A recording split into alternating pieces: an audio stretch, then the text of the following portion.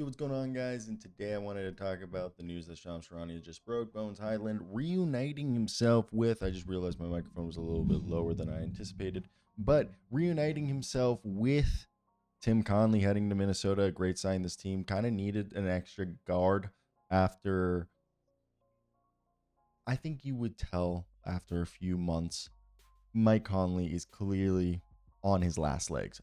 Mike Conley is an underrated and a long-time favorite guard of mine, but as Shams Charania broke here, Jaylen Clark finally being converted, he was a big part of how they were able to shut down and kind of keep Shai Gilgeous-Alexander at bay in that Thunder game where they came back and set the franchise history for the largest fourth quarter comeback. So to me, I think that's a huge part of this signing, and this is why I want to talk about Bones Hyland and has fit. First off, Jaylen Clark, defensive menace, going to be an all-defensive team member if he keeps looking like this in the future.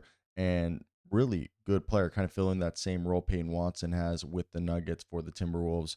And let's talk about Bones, though. I'm a big fan of Bones. And I know that with Bones, attitude has been a bit of a problem that's gotten him in trouble in the past. He's 6'3", still a young man. He's in his fourth season, and he's got this herky-jerky game that I really do think works. He's been with the Clippers for 2.5 years after getting traded there from the Nuggets. I don't know if you guys remember, he kind of asked out. So let's just talk about it. I think it's a really interesting thing to, dive into. So let me hear your thoughts. Are you guys excited for more content like this? Hit the like and subscribe button and go check out my work at hoopshype.com. So I think when you look at this situation, the Timberwolves making this roster move is clearly them adding depth, as bringing Bones Hyland on a two-way contract is so smart. This is obviously Jaylen Clark being moved into that full-time deal, and Tim Connelly being the president who during his tenure with the Denver Nuggets was the one who drafted Mr. Bones Hyland. So having his opportunity to be a reclamation project as he reignites his career, hopefully, in Minnesota after a rocky stint with the Clippers and a sour exit with the Denver Nuggets. He obviously, if this matters to you, appeared in 2 of the Rising Star selections. He's a guy that started his career with the Denver Nuggets, averaging 10 points a night, 40% shooting, 36.6% from three in the 21-22 season. And he sought a larger role and forced his way out of the Denver Nuggets, landing with the Clippers, who needed a guard. And that led to inconsistent playing time, them being a title contender, and him, I don't know if you guys remember, kind of bickered with teammates. Then in the 24-25 season this year with the Clippers, was weird. He only played 20 games, though. He averaged 7 points and 1.5 rebounds, 1.5 assists, and 11 minutes per contest, shooting 39% from the field, 38% from three. And this is something that we've always had. First off, that was a team that was guard heavy, but he's a bomber from three. He can score a lot. But looking previously, 7 points, 2.5 assists. He's a guy who has a point guard like frame, who's more of a combo guard with some point guard like tendencies. And in comparison, his numbers with the Nuggets were way better. He was averaging 12 points, 3 assists, and 2 rebounds in 19.5 minutes per game before he was traded to the Clippers. And I know, like, the whole thing, his field goal percentage and stuff has been below 40%. He does take more threes. I think Minnesota hoping that he returns to what he was with the Nuggets, with more of a structured fit and in a area where he's wanted. Emulating what he was doing with the Nuggets on the Timberwolves. Now, Minnesota's expectations, they're 32-27. They're a team that I feel like, for being where they currently rank, 32-27, 7th in the Western Conference, they should be way higher. And that's how deep the West is.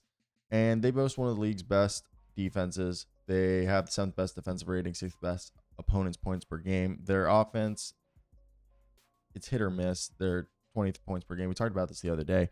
And I think Bones Hyland's fit's intriguing. Yeah, they have Mike Conley, who, as we talked about, on his way out, 37% from the field, 39% from three, primarily shooting threes this year, 4.5 assists, 8 points. He's still a good table setter, still a good facilitator. And Nickeil Alexander-Walker, 9 points, 3 rebounds, 2.5 assists.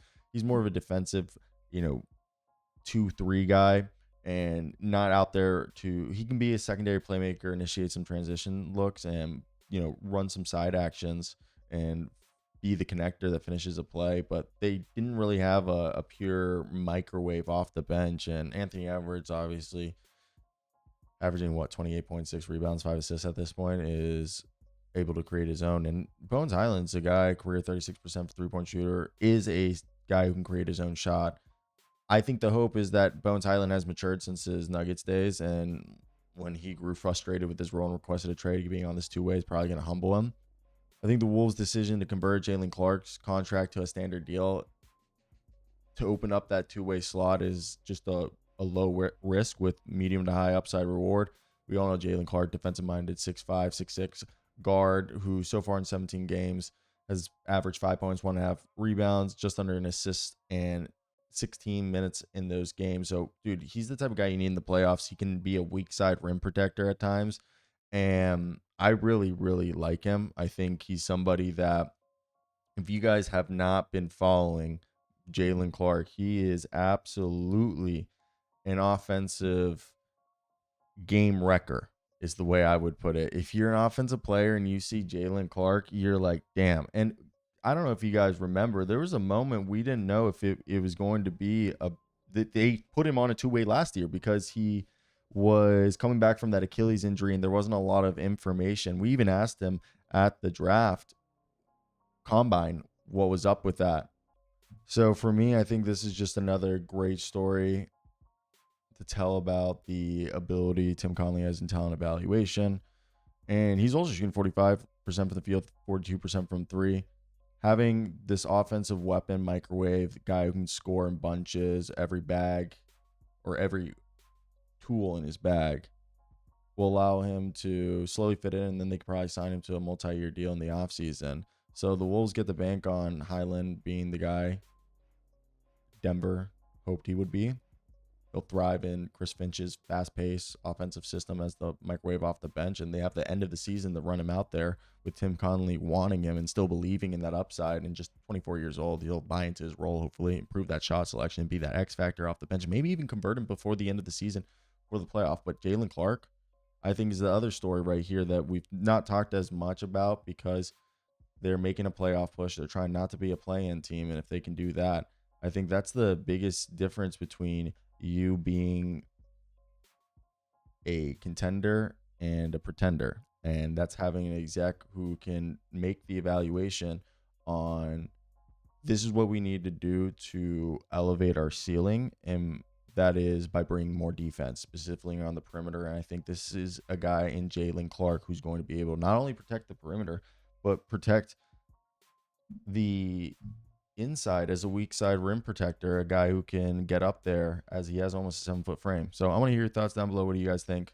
That's it for me. I hope you guys did enjoy. Like, comment, subscribe for more content like this, and go check out hoopshype.com. Bye.